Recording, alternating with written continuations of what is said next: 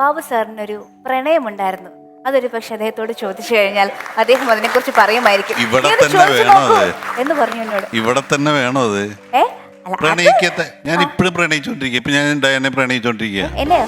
ആ പ്രണയമില്ലാത്ത മനുഷ്യൻ. അയ്യോ, ആ നവാസ് തലയിറങ്ങി വീണു. നമ്മൾ പ്രണയിക്കണം. ഞാൻ പറയാം, എപ്പോഴും പറയുന്ന കാര്യം, നമ്മളിപ്പോ ഒരു യാത്ര പോകുന്നു, തീവണ്ടിയിൽ യാത്ര പോകുന്നു. നമുക്കറിയാം ഞാൻ ഇനിയാലക്കൂടെ ഇറങ്ങും, മറ്റേ കുട്ടി ചിലപ്പോൾ തൃശ്ശൂർ ഇറങ്ങും, അല്ലെങ്കിൽ അതിന് മുമ്പ് ഇറങ്ങും. പക്ഷെ നമ്മൾ ആ യാത്ര വിരസമാവാതിരിക്കാൻ ഒന്ന് ചിരിച്ചു, അതങ്ങോട്ട് ചിരിച്ചു, ഇങ്ങോട്ട് ചിരിച്ചു. ബാബുച്ചേട്ടൻ ഈ വിരസമാവാതിരിക്കാൻ ഒന്ന് ചിരിച്ചു, അതൊക്കെ ഓക്കെയാണ്. ഈ ഓന്മാരൊക്കെ തോണ്ടും, ചിരി വരെ ഓക്കെയാണ്. തോണ്ടലൊന്നുമില്ല, പക്ഷെ നമുക്കൊന്നും നഷ്ടപ്പെടാനില്ല. അവരും ഭയങ്കര ഹാപ്പിയായി, നമ്മളും ഹാപ്പിയായി. നമ്മൾ തിരിച്ചു പോകുമ്പോൾ കുറെ കഴിയുമ്പോൾ ഇടവേള ബാബുവിന് പറയുമ്പോൾ ആ അന്ന് എന്നോട് നല്ല വാക്ക് പറഞ്ഞ ഒരാളാന്ന് ഓർക്കും അല്ലേ? അതൊക്കെ തന്നെയല്ലേ ജീവിതത്തിലുള്ളൂ.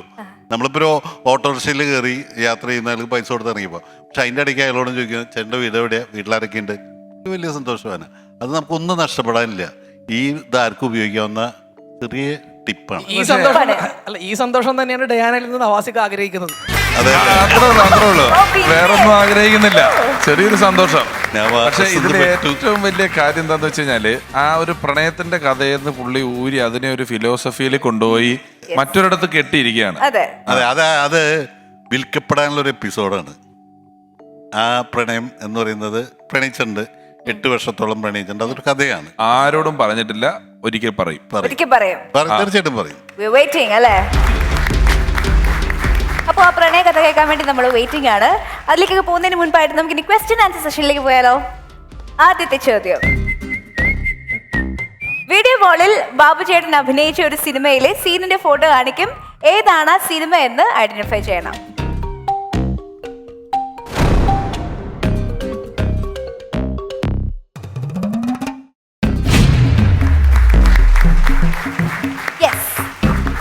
Very good. ടീം മാനർമത്തായി ബസർ പ്രസ് ചെയ്തിരിക്കുന്നു. സ്റ്റെഫിൻ പറയോ? Pranchiyettan. Pranchiyettan and the saint അല്ലേ? നോക്കാം.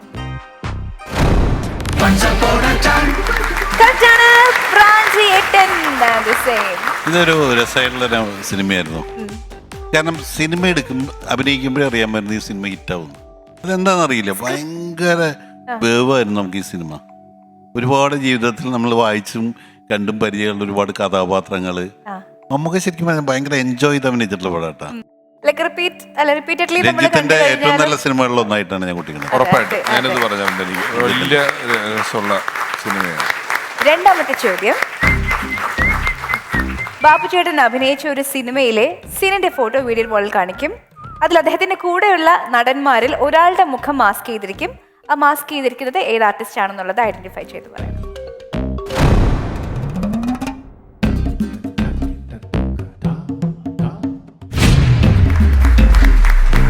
Very good. Team Ramjirao buzzer press ചെയ്തിരിക്കുന്നു ദിസ് ടൈം. പറയൂ ഗൗരി ഉത്തരം. സൈനുദ്ദീൻ. സൈനുദ്ദീൻ കറക്റ്റ് ആണ്. ഹിറ്റ്ലർ എന്നുള്ള മൂവിയിലുള്ള സീനാണത്. സൈനുവിനൊക്കെ ഭയങ്കര മിസ് ചെയ്യണു ഇങ്ങനെ കാണുമ്പോൾ. ഇത്രയും ഹ്യൂമർ സെൻസ് ഉള്ളൊരു മനുഷ്യനില്ല. സ്റ്റാൻഡപ്പ് കോമഡിക്ക് പറ്റിയ ആളായിരുന്നു.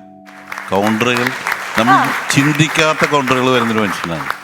അത് സൈനുദ്ദീൻ്റെ ലൈഫും ഭയങ്കര ഒരു പ്രശ്നങ്ങളും എന്ത് ഭൂലോകം ഇടിഞ്ഞു വീഴാൻ സൈനു അതിനെ ഭയങ്കര സിമ്പിളായിട്ട് കാണുന്ന ആളാണ്. ഈ ഇടയ്ക്കും കൂടെ എന്നെ നമ്മുടെ KS പ്രസാദേട്ടൻ വിളിച്ചു ഒരു ദിവസം. എന്നിട്ട് ഇങ്ങനെ എന്താ വർത്താനം പറഞ്ഞു കഴിഞ്ഞൊരു പെട്ടെന്ന് പറഞ്ഞു, എടാ ഒരു ഹാപ്പി ന്യൂസ് ഉണ്ട്. ഞാൻ ചോദിച്ചു എന്താ ഏട്ടാ? ഇന്ന് ഉച്ചത്തെ ഊണ് ഞാൻ നിന്റെ വീട്ടിൽ നിന്ന് കഴിക്കുന്നത് എന്ന് പറഞ്ഞു. ആ വഴിക്ക് പോകുമ്പോൾ എൻ്റെ പുള്ളി തന്നെ പറഞ്ഞു, ഇത് പണ്ട് സൈനുദ്ദീൻ എന്നോട് പറഞ്ഞ ഒരു കാര്യം ഞാനിപ്പോൾ ഉപയോഗിച്ചെന്നേ ഉള്ളൂ. അങ്ങനെ ഒരുപാട് തമാശകൾ സൈനൊക്കെ പറഞ്ഞതായിട്ട് നമ്മൾ കേട്ടിട്ടുണ്ട്.